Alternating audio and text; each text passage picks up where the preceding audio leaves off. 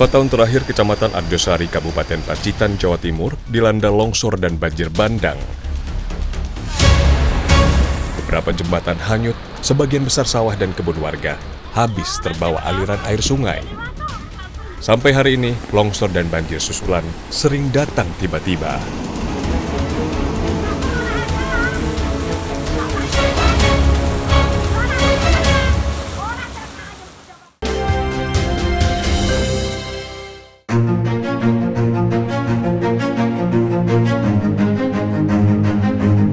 Di tepi anak sungai Grindulu, kita akan menjumpai banyak sekali warga yang menambang batu.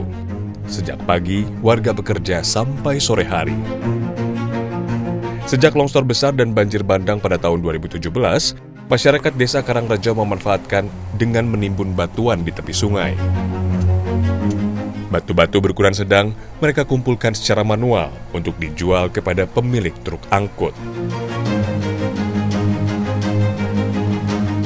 Batu yang mereka kumpulkan adalah ukuran 15 hingga 30 cm, yang cocok sebagai batu pondasi bangunan. Setiap pekan, beberapa truk akan mengangkut batu dari para penambang sesuai dengan kebutuhan para pembeli di kota. Sayangnya, sudah lebih dari 3 bulan, truk pengangkut batu tak lagi datang kemari. Padahal, biasanya setiap batu laku terjual, Nani dan keluarganya bisa mendapatkan uang sebesar Rp150.000.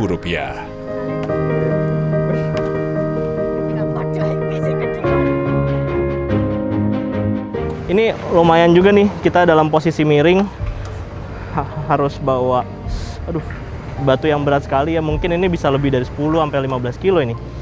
Ini untuk melangsirnya aja ada beberapa tempat, dan ini nggak mudah memang, dan saya salut sekali ibu-ibu yang bekerja di sini.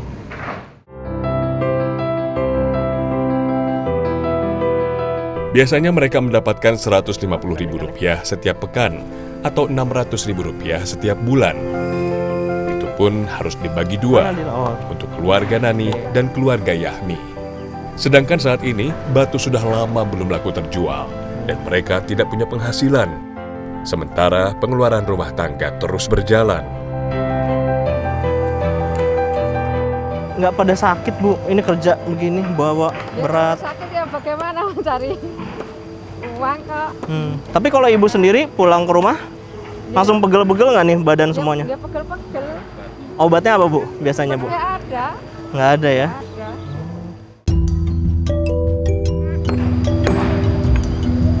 Yahmi adalah kakak dari Nani, sementara Dila adalah cucu dari Nani.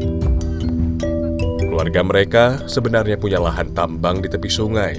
Tetapi sejak awal tahun, Nani dan Yahmi juga menambang di lahan bekas sawah orang lain yang hanyut terbawa longsoran serta banjir bandang. Dulunya sawah orang nih. Iya. Yang punya sawah marah nggak? Marah, Pak. Kalau marah itu bagaimana? Bawa air. Itu marah deh. Enggak sekedar marah gitu. Tapi dianya minta bayaran nggak? Kan dulu tanah dia ini. Iya. Enggak, Pak. Enggak.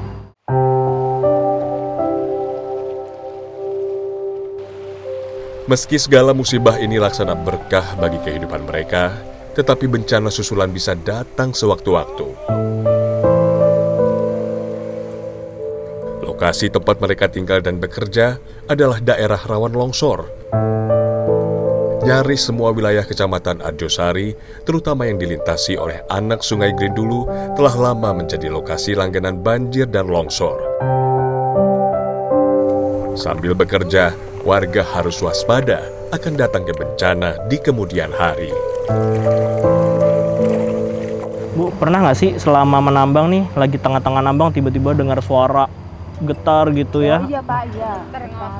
Banjir, longsor kan? Diek ngoten, Pak. Kados keples ngoten lho, Pak. Sareng diger niku. Nah, ibu lari kemana dong? Sana, Pak. Itu kan sana banjiran juga nih, satu kampung. Lari, Pak, lari. Belok situ, pulang. Saya, Pak. Kita akan dapat melihat bekas banjir bandang di sepanjang anak sungai Grindulu. Sekitar 5 km ke arah hulu, sawah dan kebun di tepian sungai sudah rata dengan timbunan batuan kali. Jika sedang hujan deras, maka ketinggian permukaan air bisa naik hingga lebih dari 5 meter. Kalau sudah begitu, maka permukaan air bisa menyentuh area permukiman di tepian sungai. Sampah-sampah di pohon ini menjadi bukti bahwa ketinggian permukaan air bahkan melebihi pohon yang ada di tengah sungai ini. Aliran sungai bahkan tadinya ada di tengah dengan celah yang sangat sempit namun sangat dalam. Tetapi semenjak banjir akhirnya aliran sungai berubah-ubah menjadi ke kiri dan juga ke kanan. Warga tidak bisa memastikan itu kedalamannya berapa sehingga warga harus sangat berhati-hati ketika mengambil batu dan juga pasir.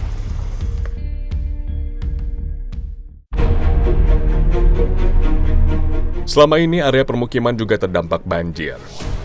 Ketinggian air di rumah warga hanya mencapai lutut orang dewasa.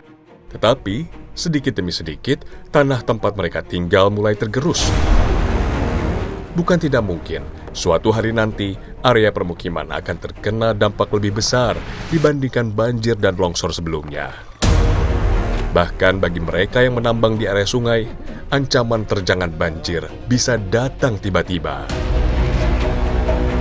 Kalau tiba-tiba naik tuh misalnya sekarang sedengkul, Ya. terus tiba-tiba segimana naik? Sekian Pak, sekian saya bisa.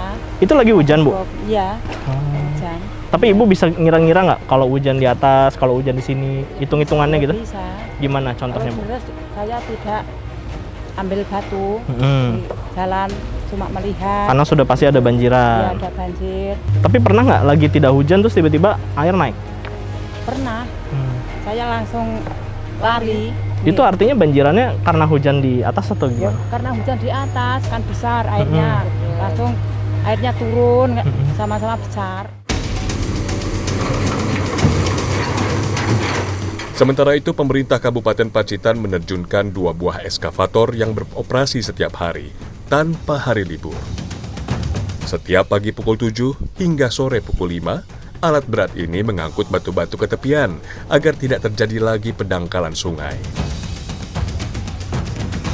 Wah, sangat tinggi sekali itu, apa bentuknya gunungan batu-batu itu. Tapi kan semenjak sudah eskavator itu dibuatkan jangan dan juga batu itu berkeluar diambil oleh masyarakat untuk penghasilannya kehidupannya sehari-hari. Ini kan untuk saat pekerjaan aja dia ke bawah. Nanti kalau selesai pekerjaan dia naik ke atas mencari tempat yang lebih aman. Sejak tahun 2017, longsor demi longsor terus terjadi. Pekerjaan mengangkut batu dari aliran sungai seperti tidak ada habisnya. Tetapi anggaran operasional 2 buah eskavator ini saja sudah memakan biaya besar. Butuh perhatian pemerintah pusat, terutama dari segi anggaran untuk mempercepat proses normalisasi sungai agar seperti sedia kala.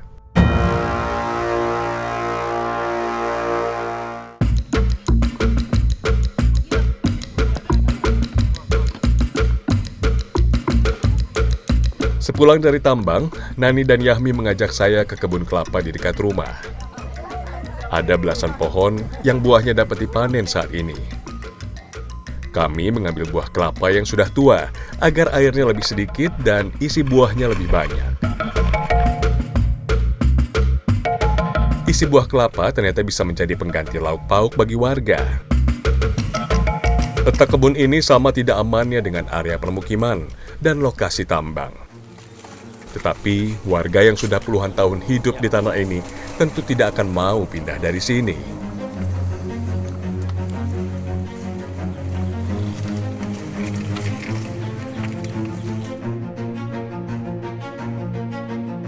Kebunnya Bu Nani ini letaknya ada di jurang dan tanahnya gembur sekali, jadi kita harus hati-hati.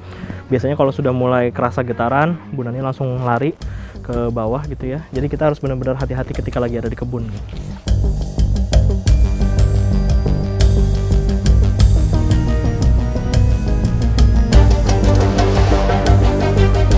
Selama puluhan tahun, pemerintah kabupaten maupun pemerintah provinsi sudah memperingati warga akan bahaya longsor dan banjir bandang yang bisa terjadi. Apalagi kini, puncak-puncak perbukitan telah berubah fungsi dari hutan menjadi kebun warga.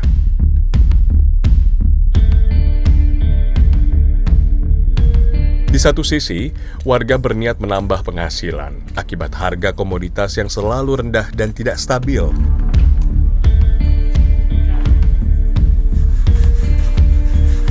Di sisi yang lain, warga paham akan resiko dari perluasan lahan kebun yang bisa berujung pada datangnya bencana seperti saat ini.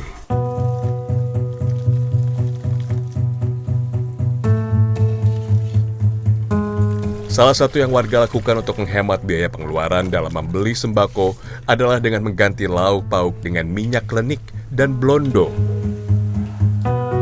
Jika tidak, mereka harus mengeluarkan uang sebesar 20 hingga 30 ribu rupiah per hari.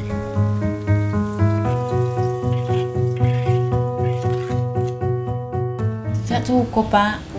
Namun seadanya, ngoten. Saya bilang sama putu saya, "Maem saya enak yo dilong yo renek ning didol." Nggak beli makanan, beli seadanya saya suka gitu, Pak. Kepengen apa-apa gitu loh, Pak, saya teh. Tapi enggak sempat beli ngaten. Kemarin ya pengen beli apa ya, pengen tuku ngaten, gak ranti duit ngaten bilang. Nani, Yahmi, dan Dila setiap hari saling berbagi lauk. Terkadang mereka saling membagi beras atau jagung sebagai menu utama. Kadang-kadang utang riyen teng bakul niku mboten gadah sabun, minyak ngoten niku tak utang wae waktuku dereng pajeng ngoten nggih. Engko nek pajeng nggih disauri ngoten. Boleh tahu Bu, paling besar berapa sih utang ke warung? Pernah nggak sampai besar gitu? Nggih, kadang-kadang ya 300 400.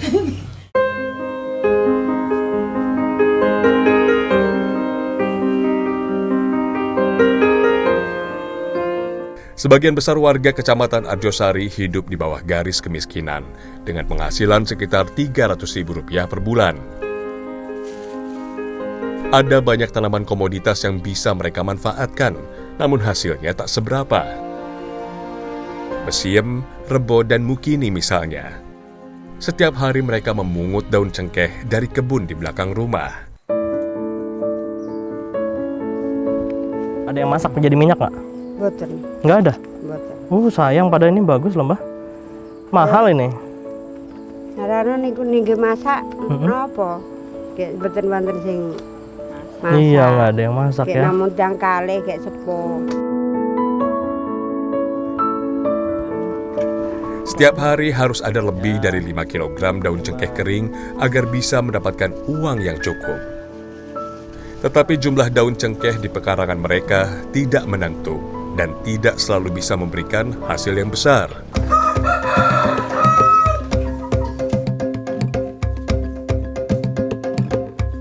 Beberapa lembar daun akan mereka masak sebagai obat herbal untuk mengatasi berbagai penyakit. Air busan daun cengkeh berkhasiat untuk mengobati sistem pencernaan, menjaga kesehatan pernapasan, serta meningkatkan kekebalan tubuh. Tradisi ini secara turun-temurun mereka lakukan lantaran sulitnya mengakses obat dan tenaga kesehatan di kota. Jarak dari desa Karangrejo ke Kecamatan Arjosari lebih dari 7 km. Jelas sulit bagi mereka yang sudah berusia lanjut dan tidak memiliki kendaraan.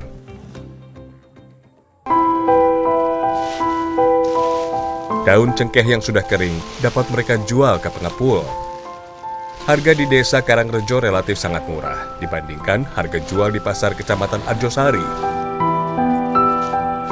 Setiap kilogram daun cengkeh kering hanya dihargai Rp2.000. Jumlah yang sangat kecil, sementara untuk mencarinya butuh waktu seharian. Nah, ini ganti presiden tidak berubah sama sekali? Dari dulu zaman ibu kecil gitu? Iya, Sama aja ya? sama aja. Susah. Aduh, terus gimana dong kalau ibu apa sebagai warga harapannya apa sih Bu kalau pemerintah lihat ini? Ya, mudah-mudahan ya ini apa? Beli beras, beli minyak gitu, semoga ya murah gitu. Ini kan mahal-mahal, Mas, minyak. Ada 6 dusun di desa Karangrejo yang menjadi tempat tinggal lebih dari 7.100.000 penduduk. Di satu sisi, akses antar dusun terhambat oleh banyaknya titik longsor. Di sisi yang lain, sebagian besar warga mendapat penghasilan tambahan dari batu dan pasir yang terbawa longsor di tepian sungai dekat rumah mereka. Harapan kami semuanya satu, Pak, minta dinormalisasi. Itu minta dinormalisasi karena semakin lama semakin dangkal untuk kali yang ada di Karangrejo. Yang kedua, untuk memudahkan transportasi, untuk minta bantuan jembatan antara perbatasan Karanggede dan Karangrejo.